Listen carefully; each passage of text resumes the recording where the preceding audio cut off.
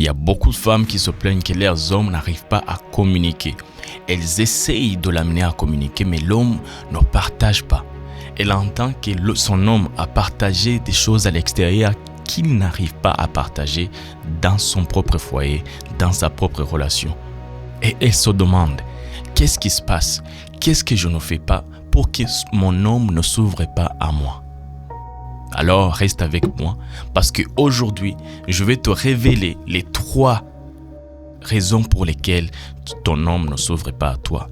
Et qu'est-ce que tu peux faire pour qu'il s'ouvre à toi? Parce que c'est très important. Si ton homme commence à s'ouvrir à l'extérieur, parler des sujets personnels à l'extérieur, mais sauf les parler avec toi, on doit régler un problème. Alors, si tu n'as pas encore liké, subscribe sur cette chaîne, je vais t'inviter de le faire. Bienvenue sur la chaîne Connaître et comprendre le langage de l'homme dans une relation. Ici, c'est le coach Daniel, le coach Dani si tu veux. Je suis ici pour partager avec toi les secrets, des révélations concernant les hommes, leur langage. Qu'est-ce qu'ils font pour communiquer leur langage d'amour? Parce que l'homme et la femme ont différentes manières de communiquer leur langage d'amour. Alors, sans plus tarder, le sujet d'aujourd'hui, c'est comment amener son homme à s'ouvrir. Ok? Alors, je vais commencer par la première chose que tu dois savoir. Tu ne peux pas amener ton homme à s'ouvrir à toi s'il n'a pas encore, tu n'as pas encore gagné sa confiance ou s'il ne te fait pas confiance. Tu peux gagner l'attention d'un homme, tu peux gagner son affection, mais quand il s'agit de sa confiance, il faut du boulot. Ok, il faut du boulot. Alors, comment alors on va faire pour gagner la confiance d'un homme qu'on aime? Comment on va faire? La première chose qui est simple mais importante, c'est de s'intéresser à la chose ou aux choses qui le rend vivant. Nous tous, nous avons quelque chose dans nos vies qui nous rend vivants. Ça se peut que c'est la musique, ça se peut que c'est la nourriture, ça se peut que c'est jouer le sport, ça se peut que c'est regarder les nouvelles, ça se peut que c'est... Il y a toujours quelque chose qui rend une personne vivante. Lorsqu'il fait cette chose-là, il aime ces moments. C'est ses moments préférés qu'il adore, qu'il chérit. Si tu arrives à découvrir et à connaître, à identifier les choses qu'il aime ou qui le rend vivant, tu le vois que lorsqu'il fait cette activité, il adore ça. Là, je ne parle pas du sexe. Mais là, je parle d'une autre activité à l'extérieur du sexe, mais il adore ça. Ça, si tu sais, c'est quoi? C'est un premier outil qui va t'aider à amener ton homme à rester fidèle à toi et à s'ouvrir à toi. Et reste avec moi parce que les 3 ensemble, lorsque on va les mettre ensemble, tu vas comprendre pourquoi c'est important de savoir comment les utiliser pour que ton homme s'ouvre sans que toi, tu utilises les forces ou tu le forces à dire. Lorsque tu parles avec ton homme ou tu l'amènes dans son univers qu'il aime, il te considère comme une personne très, très, très importante dans sa vie, qui le connaît et qui se soucie de sa vie. Tu n'as pas fait grand chose. Tu lui as simplement offert cet environnement qu'il aime. Si il adore un jeu vidéo, nous tous, nous avons, surtout les hommes, nos moments où nous devenons comme des petits garçons, où nous avons envie de jouer un jeu vidéo. Ça ne veut pas dire que ton homme, il ne peut pas être trop sérieux tout le temps. Ok? Ça se peut qu'il aime regarder les matchs.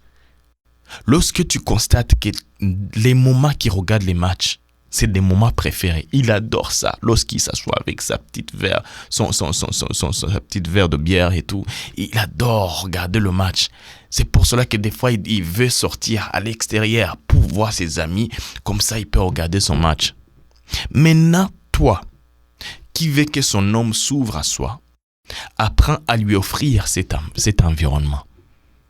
Tu peux décider un samedi, tu dis, chérie, Je vais préparer la maison, moi je vais m'en aller chez tel, je vais aller faire des courses. Tu peux inviter tes amis, vous pouvez regarder un match. J'ai vu qu'il y a le match de Lakers et ça commence à 18h.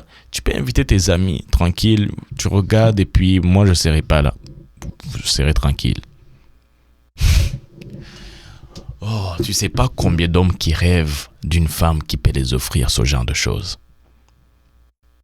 Ton homme, il adore un jeu vidéo, ok? Il veut juste avoir un moment où il va se défouler. Il veut juste jouer un jeu vidéo pour 1 heure, 2 heures. Offre-lui son moment. Et après son moment, tu peux entamer une discussion avec lui. Et d'ailleurs, c'est lui-même qui sera content et commencer à te partager des choses sans même que tu fasses un effort. Parce que pour lui, tu commences à devenir aussi son ami. Ok, je ne sais pas si tu comprends. Parce que dans l'amour, lorsque tu aimes une personne, il faut que quand même quelque part l'amitié y ait. Et l'amitié, c'est connaître l'univers de l'autre et le comprendre. La deuxième chose que je vais te révéler, c'est toujours dans la même lignée, toujours la même chose, c'est de découvrir qu'est-ce qu'il aime. C'est un peu différent de ce qui le rend vivant. Ok, qu'est-ce qu'il aime? Est-ce qu'il aime quel genre de cuisine qu'il adore? Ok, il a une cuisine spéciale qu'il aime. Pourquoi je dis ça? Parce que lorsque tu vas avoir une discussion avec ton homme et qu'il s'ouvre à toi sans se disputer, sans avoir des confrontations ou qu'il se met à la défensive, c'est en parlant des sujets qu'il aime. Ça se peut qu'il aime les nouvelles. Ok, il aime parler de la politique. Amène un sujet de politique, parle avec lui. Et dans ce sujet-là, toi, tu peux toujours insérer petit à petit des petites questions qui, sans le savoir, il va se retrouver et entrer dans ta conversation. Parce que tu es passé d'abord dans son univers. C'est pareil pour toi. Lorsqu'une personne veut vraiment attirer ton attention, il doit parler ton langage. Et lorsque tu ne sais pas comment parler son langage, ça devient compliqué. Ça se peut que ton homme, il aime les voitures de marque, tout ce qui est voiture, de luxe, tout ça. Tu peux lui parler ou lui envoyer même une vidéo de TikTok, Instagram, qui parle d'un sujet qui l'intéresse beaucoup. Vous pouvez commencer une conversation par rapport à là. Qu'est-ce que tu es en train de faire? Lorsque tu fais ces choses-là, tu es en train d'amener ton homme psychologiquement à te voir comme une personne de référence, une personne que je peux partager tout, une personne qui me connaît, qui me comprend. Lorsque il va traverser des moments difficiles, il viendra te voir. Tu seras la personne de ressources, tu seras la personne qui va valoriser le plus. Parce que il sait que toi tu le connais. Il sait qu'avec toi, il peut être stable et il peut se sentir à l'aise de partager. Parce que toi, tu connais ce qu'il aime. Tu lui offres cet environnement. Ok? Alors, je vais terminer. Je ne vais pas tarder beaucoup. La troisième chose, c'est de créer une bonne connexion avec son entourage, avec ses amis, avec ses parents, avec ses frères et sœurs. Ok? Avec ses collègues. C'est très important.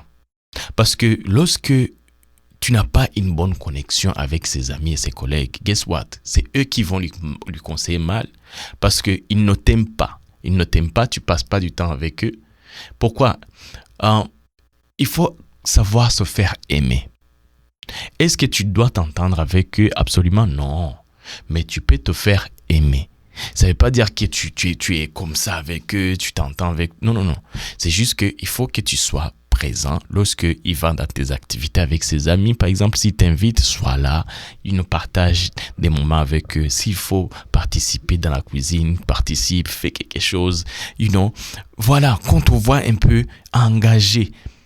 Comme ça, c'est eux-mêmes qui vont le conseiller lorsqu'il va vouloir faire des bêtises à l'extérieur, lorsqu'il va vouloir t'abandonner ou tricher. Ses amis vont dire non, on ne peut pas te laisser faire ça. Parce que nous aimons beaucoup notre belle-sœur.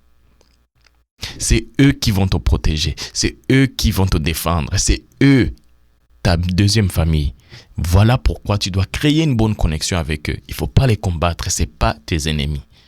Il y a beaucoup de femmes, lorsqu'ils sont en relation, la première chose qu'elles commencent à faire, c'est de combattre l'entourage de son homme parce qu'elle veut s'accaparer de son homme, elle veut l'avoir.